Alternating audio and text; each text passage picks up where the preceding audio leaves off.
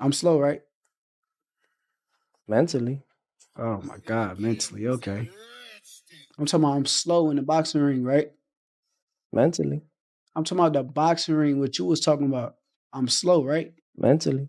Okay, you're gonna see. I promise you're gonna see. Teo, to Shakur's point, you seem to be the guy that rises to the level of your competition. When you were going against Loma, people felt you were the underdog.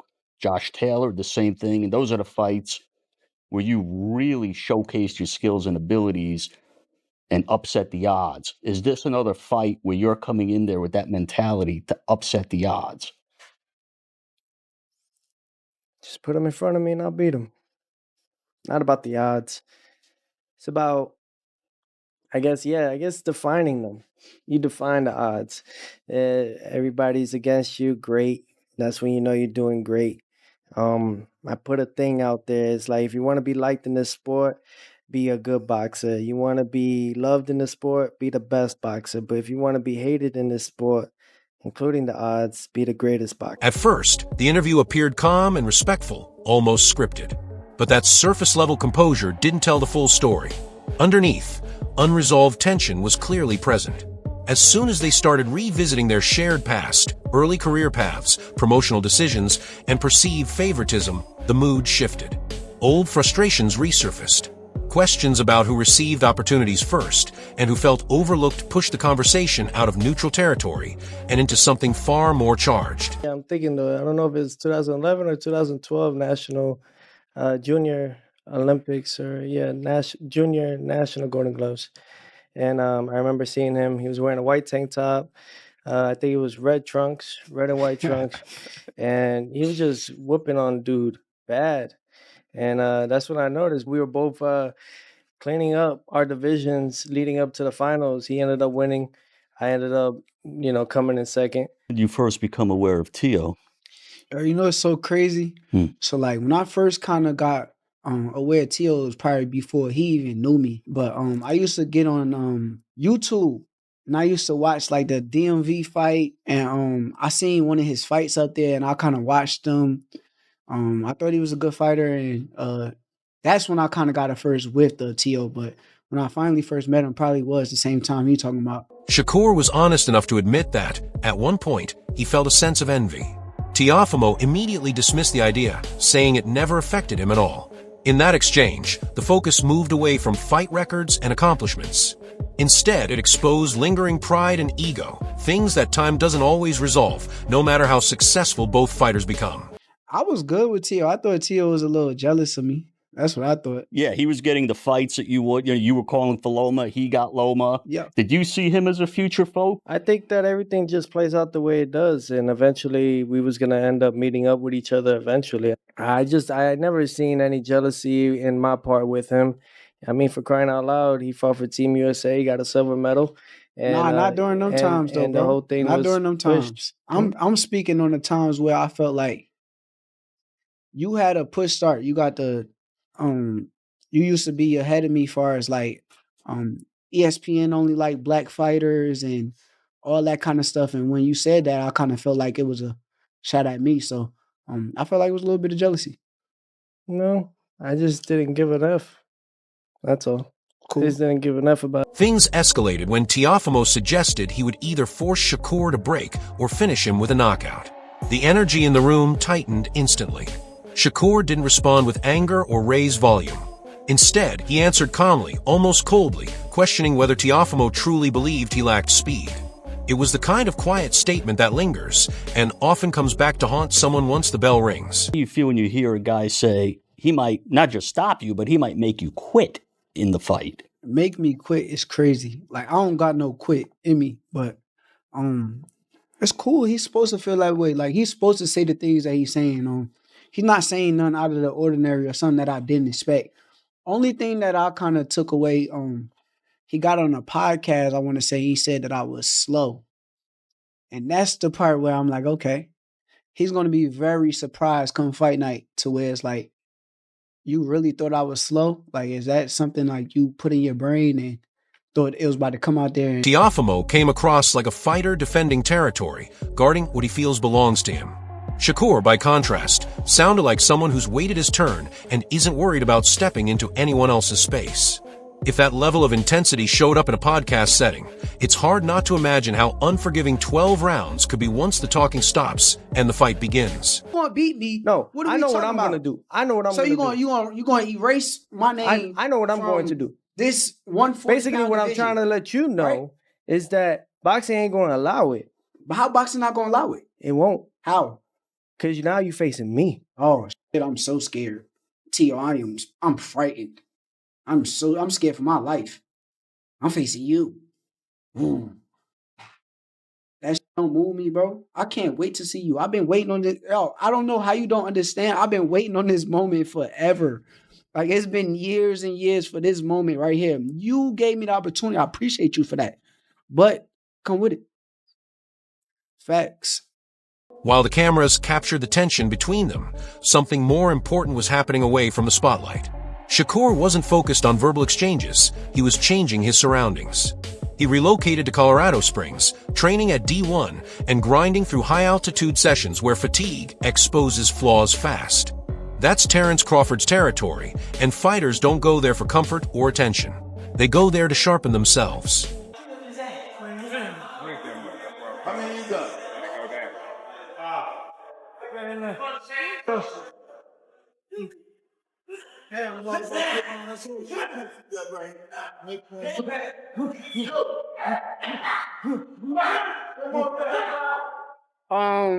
It's all fun and games, man. We just in here having fun, joking around and letting them get some experience. You know, when you boxing, you got to box in front of a lot of different people. So being that they in front of a lot of people right now, we kind of gassing it up, making it feel like it's an atmosphere of a fight. So Nothing about that camp is designed for social media buzz.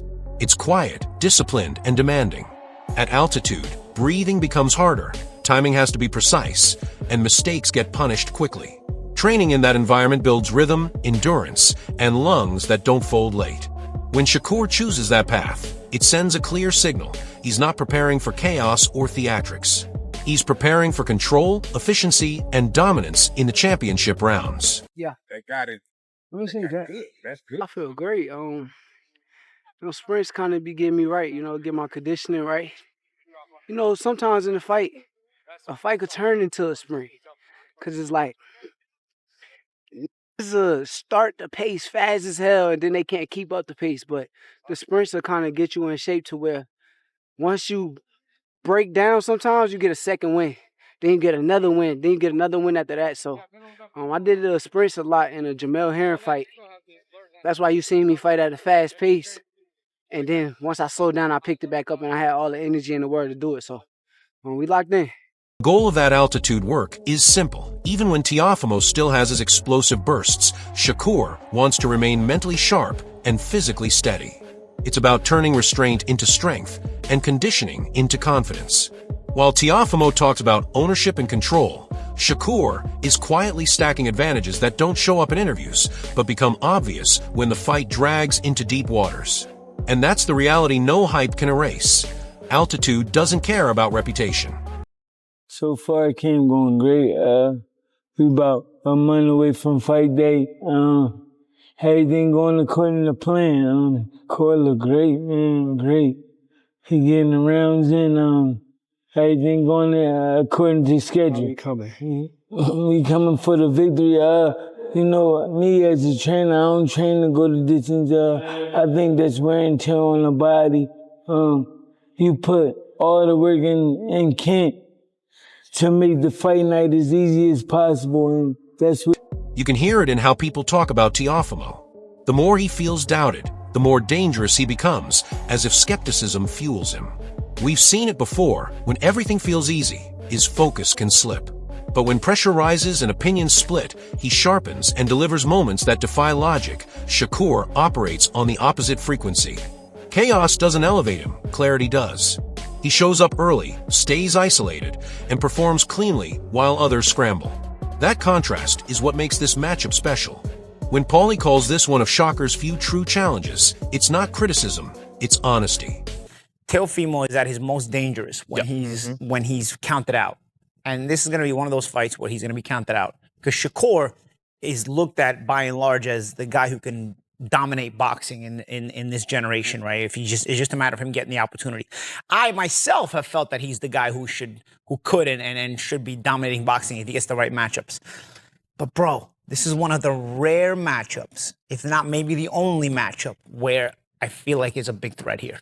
Shakur may be the more consistent technician, but Teofimo is the wild card who refuses to follow a script. He has a history of disrupting expectations and rewriting odds mid-fight. That's why the New York setting matters. This isn't the controlled environment of Las Vegas. This is Madison Square Garden, where emotion spills into every round. Teofimo feeds off that energy. Shakur ignores it entirely. Two completely different mental approaches colliding in one ring. And then they would all come undone only because of this reason. Teofimo Lopez, we've seen him at his best, but he typically brings out his best characteristics when he's back to the wall and he's counted out. And he's going to be counted out in this fight. By and large, people are going to side with Shakur in this fight to win the fight because he's the more consistent fighter, he's the more class fighter overall, and he's just so good. But Teofimo has a way, when you're so good and he knows you're so good and everybody feels like you.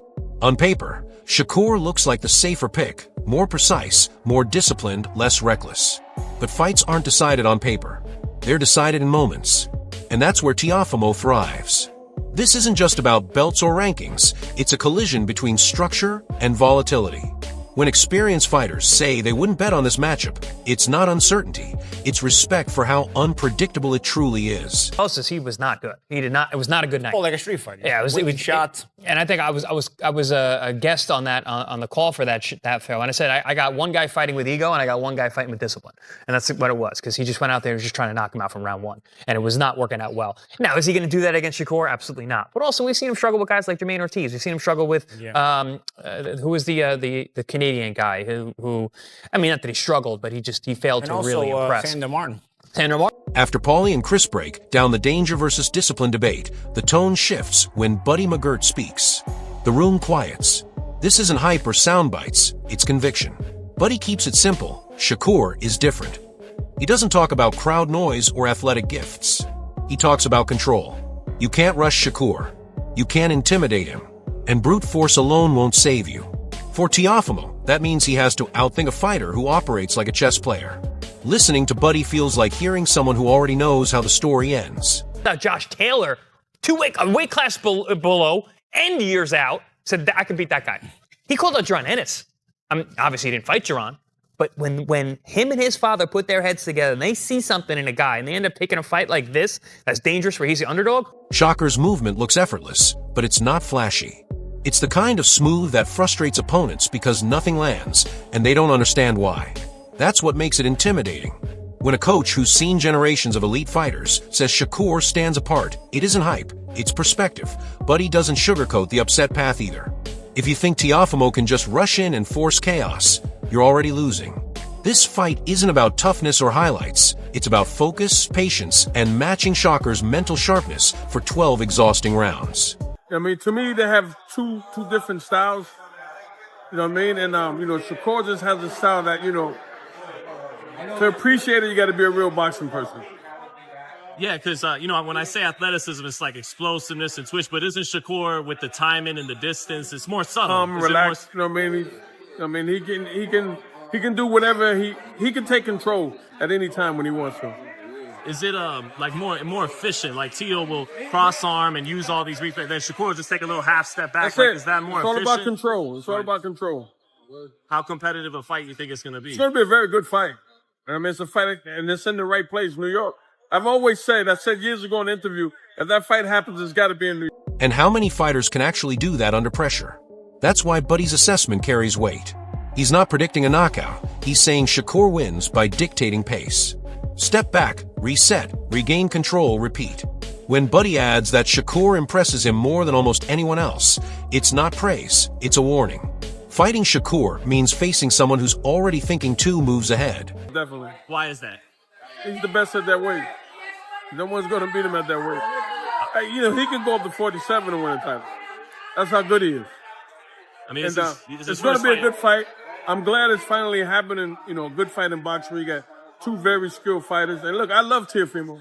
You know, I picked him to beat Lomachenko. You know what I mean? But I just think that Shakur's on another. When you connect all the pieces, the picture becomes clear. This fight isn't about press conference volume or camera moments. It's preparation versus unpredictability, discipline versus volatility, conditioning versus emotion. Shakur Stevenson works quietly, refining timing, stamina, and decision-making as if every round is pre-planned. Teofimo Lopez thrives under doubt, capable of explosive moments that can flip a fight instantly. Every expert points to the same truth. This is a real test. One mistake, one lapse, and everything changes. I remember Shakur as a kid when he was an amateur. And I used to always tell him, kids, he's just special, man. He's special. What's Teo, if he can pull up, like if you were his trainer, what would be the game plan you think to try to pull off what would be an upset? You got to be double smart.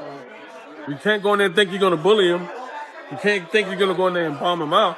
You know, you got to be extra smart on point, man. You got to be just as on point as he is. And that takes a different level of concentration. Unanimous decision then for Shakur? I don't know, man. I don't know, but I see him winning. I see Shakur winning, definitely. Who do you see impresses you just a little bit more? I know they're both excellent. Haney Shakur. or Shakur, I mean. Shakur. But Now it's on you.